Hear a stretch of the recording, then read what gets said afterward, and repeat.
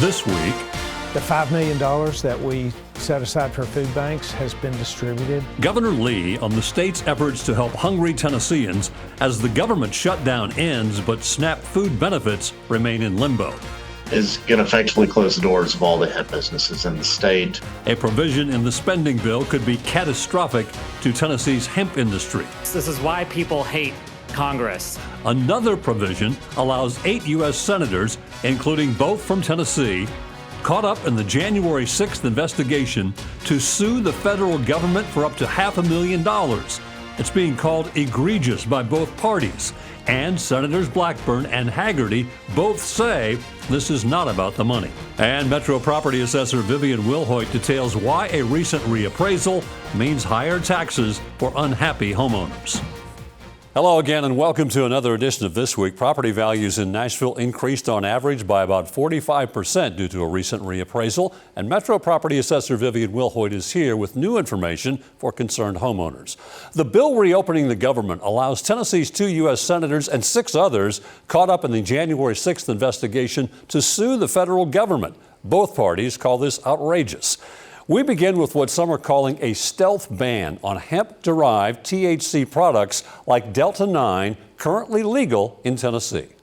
Is going to effectively close the doors of all the hemp businesses in the state and throughout the nation. But nationwide advocates for the ban say federal clarity is overdue and it brings consumer protection. We're seeing the rise of this THC industry that is continuing to target young people, targeting young adults, and they know that their profits come not from weekly users or someone who does it once a month, but the person who comes in multiple times a day.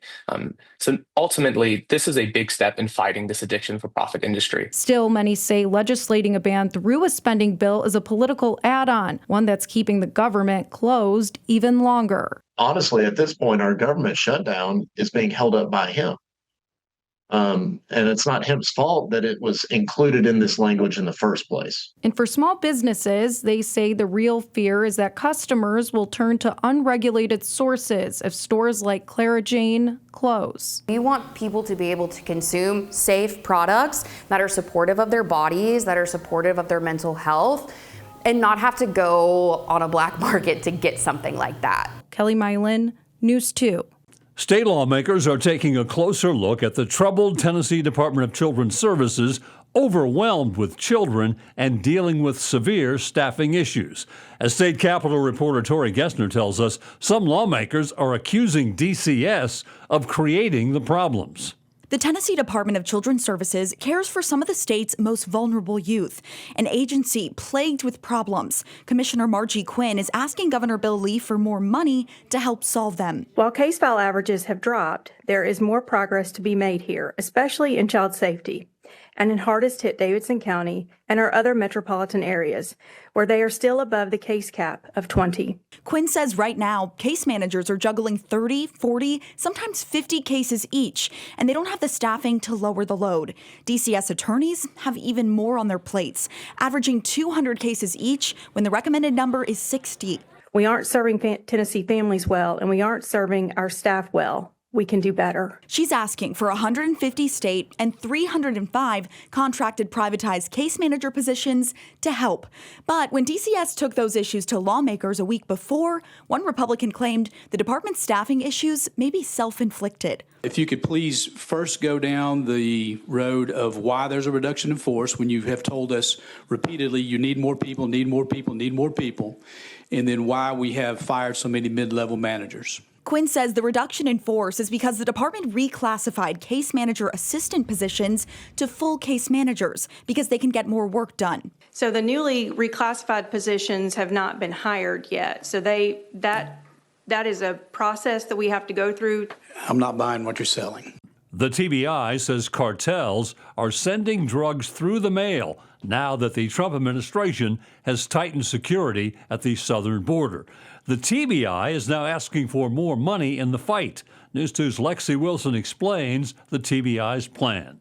Keeping up with the cartels, the TBI says they need more resources as drug rings get creative. Cartels have become increasingly wise to the system and the effects that things like shutting down the border have had. TBI Director David Rausch says cartels are using mail delivery systems ever since the tightening of border security. He says they're taking advantage of UPS, USPS, and FedEx. And it's not the typical way we have seen in the past. Now, the TBI is asking Governor Bill Lee for more than $3 million in 13 positions to increase their presence at shipping hubs to try and stop packages before they reach communities across the state. The TBI points to success at an operation in Kentucky. They only use a couple of days a week, and they make huge impacts with what they're doing. And so this would give us the opportunity to hit Tennessee shipping hubs. It's a no-risk situation for a drug dealer and the cartels. It's just send it out in the mail. Lieutenant Shannon Heflin is with the Cheatham County Sheriff's Office Narcotics Unit. He says fighting the war on drugs through the mail system is a challenging task.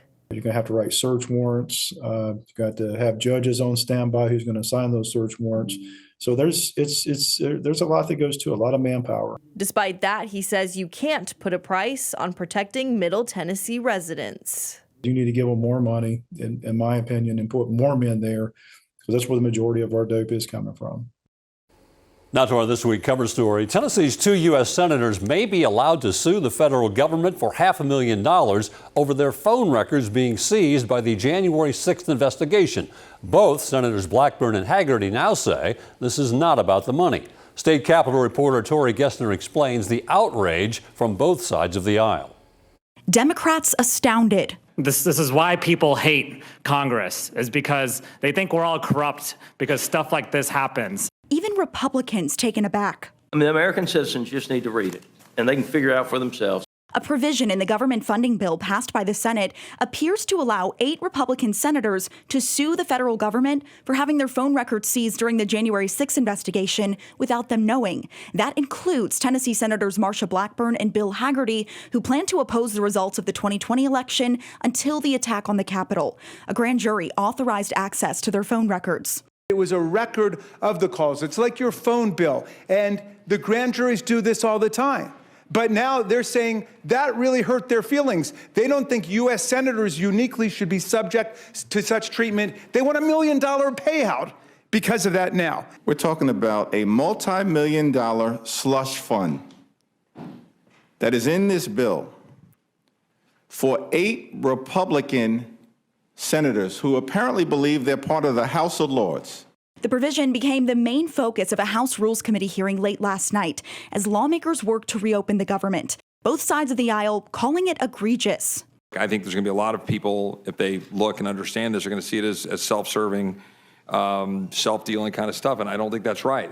While both parties agreed the provision should be removed, Republicans argued doing that would likely drag out the shutdown. If we amend this bill with anything at all, we risk extending the shutdown, air traffic controllers not being paid, law enforcement not being paid, our staffs here not being paid, and that's a risk that I don't trust. Reporting in Nashville, I'm Tori Gessner. Senator Blackburn did not directly answer when we asked her whether she plans to take advantage of this bill.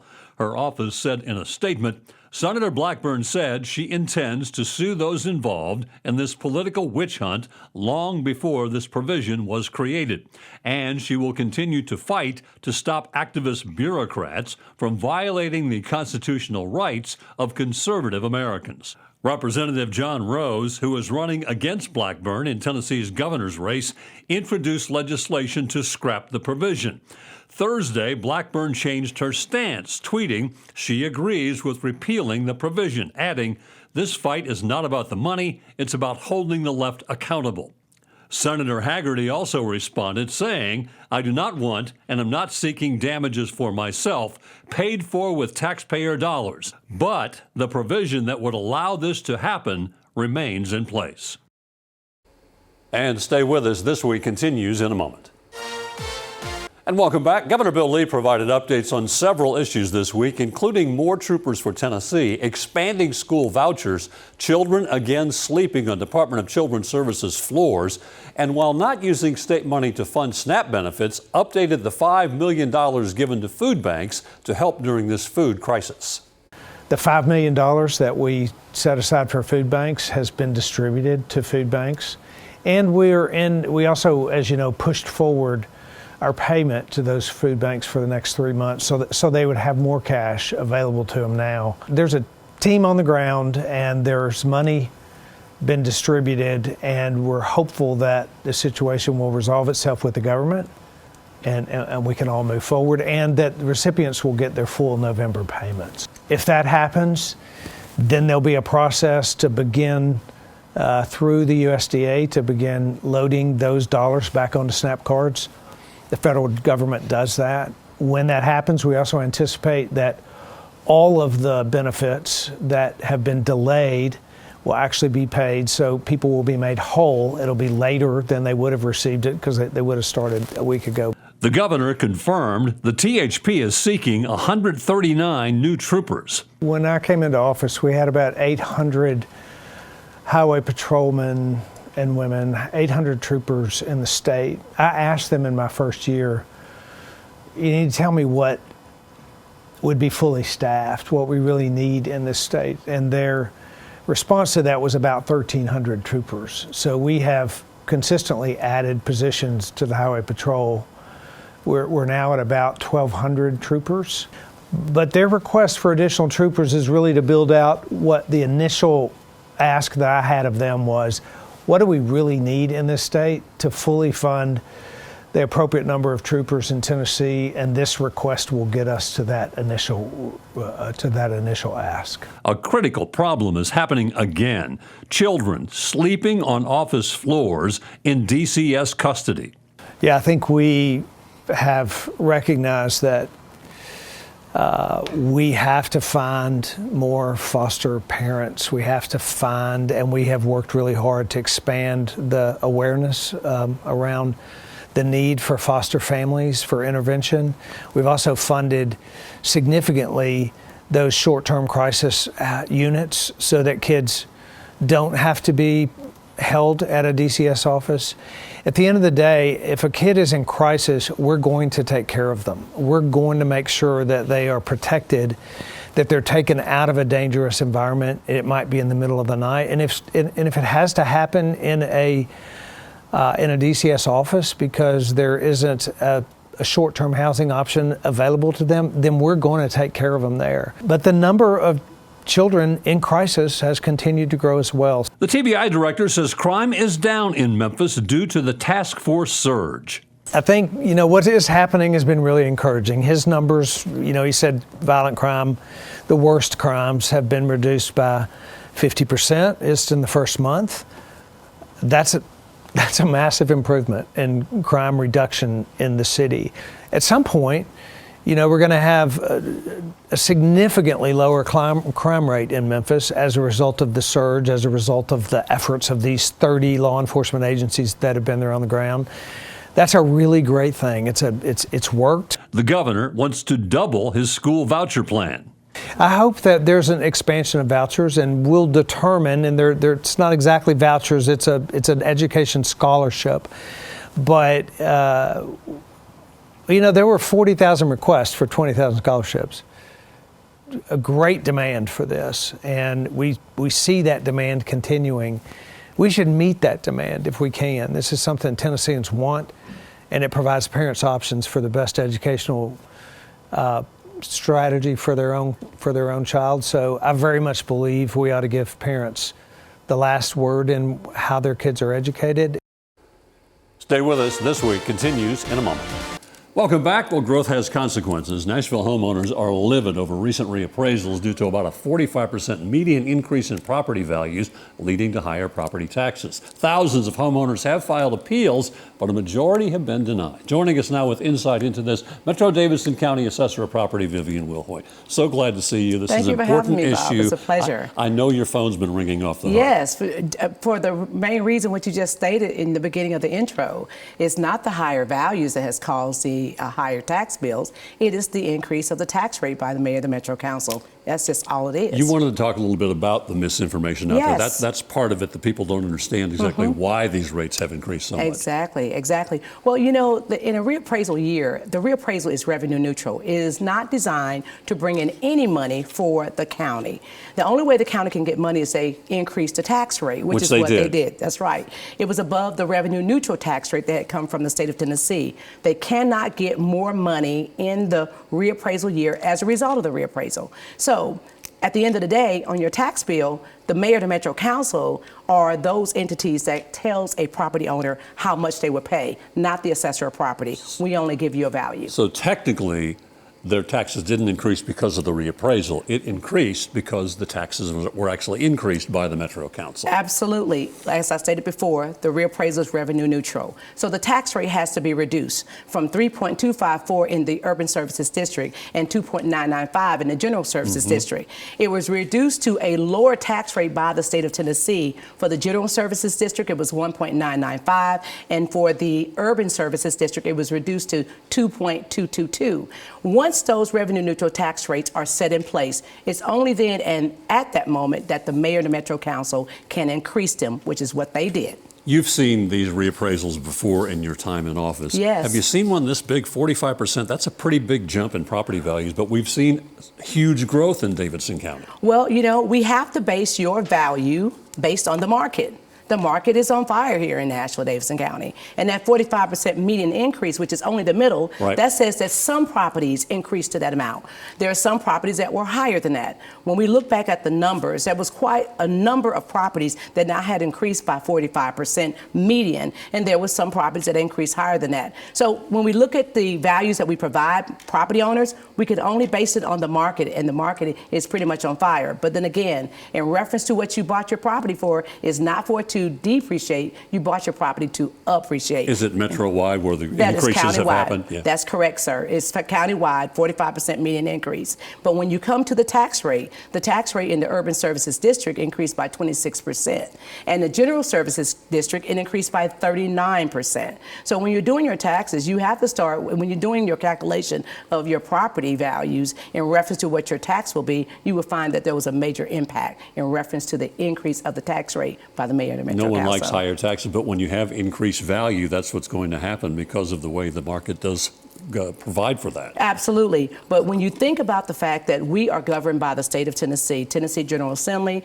Comptroller of the Treasury, Division of Property Assessment, all of those entities direct us in how we must provide the value to a property owner. It is the mass appraisal approach that we provide and that we use. And in that mass appraisal approach, you may have some highs, some lows, but we're looking at 281,000 parcels across Davidson County. It's not that we're going inside those properties, but the fact that we are valuing that many parcels, we encourage property owners to appeal. So you can appeal your value, but you cannot appeal your tax rate. That was my next question. If you just disagree with the value that you've been appraised at, how do you go about it? What's the step for a homeowner? Well, you get 3 bites at the apple. Back in April, this brochure was sent out to all property owners to alert them what is their new value in the reappraisal year, as if they put a for sale sign in the front of their yard. What's your property is actually worth? Yes, based on the market. We have to add that in, based on the market. And then once that is provided to them, they have the opportunity to do what is called